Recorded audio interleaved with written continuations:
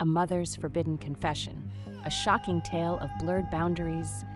Hey everyone, welcome to Silent Confessions. Today I'm sharing a story that's as shocking as it is thought-provoking. It's one of those tales that stays with you, sparking endless conversations and debates. If you're curious like me, make sure to subscribe, drop a like, and hit that bell so you never miss any of our wild, unbelievable stories. All right, settle in, relax, and let's dive into this intense narrative. It was a quiet evening. The sun had just begun its slow descent behind the hills, painting the sky with a warm amber glow that seeped into every corner of our serene suburban neighborhood. I was in the kitchen, stirring up dinner, with the faint hum of an old-school R&B playlist filling the room with its soothing beats. My son, Matt, had just come home from college for the weekend. There was an air of familiarity, of comfort, that kind of peace you only find at home. Matt had grown up so fast. It felt like just yesterday he was a curious kid, trailing behind me with a million questions about the world. Now at 21, he was no longer that little boy I remembered, but a young man. Confident, strong, and sometimes unknowingly distant. Our dynamic had shifted as he matured, and I was still trying to figure out how to adjust to this new reality. Dinner was ready, so I called him from the living room.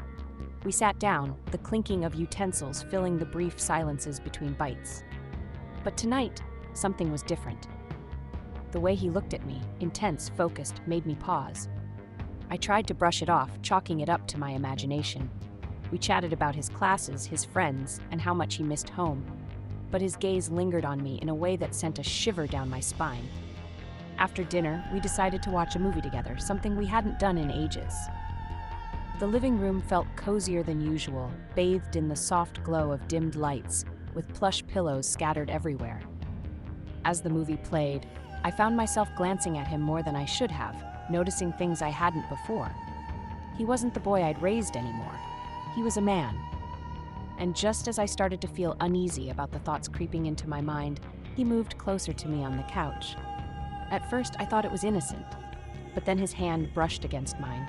A spark, electric, undeniable, shot through me. It was something I knew I shouldn't feel. I pulled my hand back quickly, startled by the intensity of the moment. "What's wrong, Mom?" he asked, his voice soft, almost concerned. I looked at him, my heart racing. "Nothing, honey. I'm just tired, that's all," I replied, trying to shake off the tension and hoping he hadn't noticed anything unusual. But deep down, I knew something had shifted. The line between us, the one that should never be blurred, felt fragile.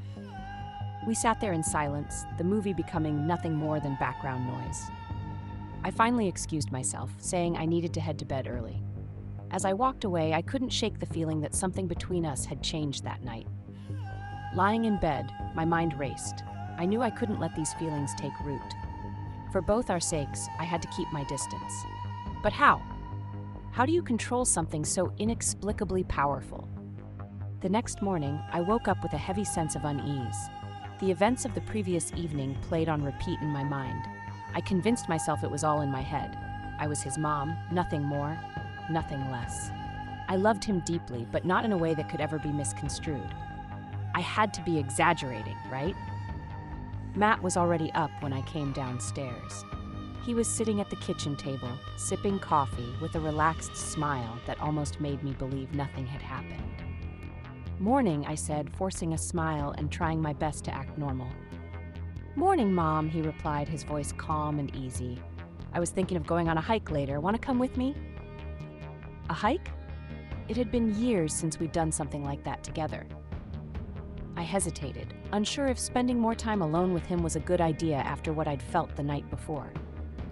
But then I reminded myself that we were just a mother and son spending time together. There was nothing wrong with that. "Sure," I said, managing a more genuine smile. "That sounds nice."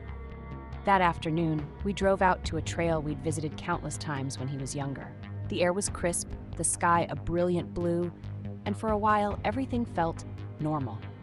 We walked side by side, chatting lightly about old memories, his plans for the future, the usual casual conversation.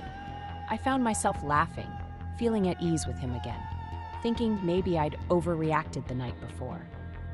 But as we walked, there were moments of silence that felt heavier than they should have. The crunch of leaves underfoot seemed louder in those pauses, amplifying the unspoken tension. When we reached a clearing with a breathtaking view of the valley below, Matt stopped. "You've always been there for me, Mom," he said, his voice soft but serious. "I don't know what I'd do without you." There was something in his tone that caught me off guard, a vulnerability that made my heart ache. I smiled, trying to keep things light. "You won't have to worry about that for a long time," I joked. "I'm not going anywhere." But he didn't laugh. Instead, he stepped closer, his eyes locked onto mine with an intensity that made my pulse quicken. "No, I mean it," he continued. "You've been more than just a mom to me, you've been everything." I froze. Those words hung in the air, heavy and loaded with a meaning I wasn't prepared to face. I searched his face, hoping to find a sign that this was just an innocent moment of affection. But there was something in his eyes that made my heart race, just like it had the night before. "Matt," I said, my voice barely above a whisper, "you know how much I love you, right?" "Of course," he replied, taking another step closer. "And I love you too, more than you could ever imagine." My heart pounded in my chest. This wasn't how a mother and son were supposed to talk or look at each other. My mind screamed at me to step back, to put some space between us. But my body felt frozen in place. "I think we should head back," I said, my voice trembling. "It's getting late." But before I could move, he gently took my hand.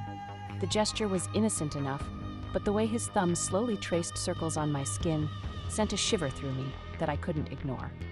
"Mom," he said softly, his voice filled with something I couldn't quite define. "I don't know how to say this, but I've been feeling something. Something I know I shouldn't, and I think you felt it too."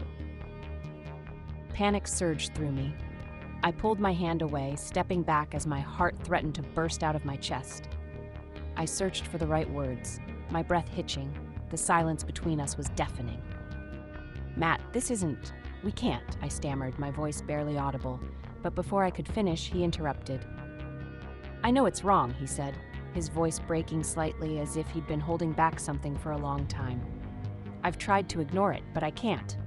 You mean so much to me, more than I can ever explain." His words cut through me like a knife, leaving me frozen in place. What happened next? You'll have to join me in the next episode of this suspenseful, forbidden story. And what about you?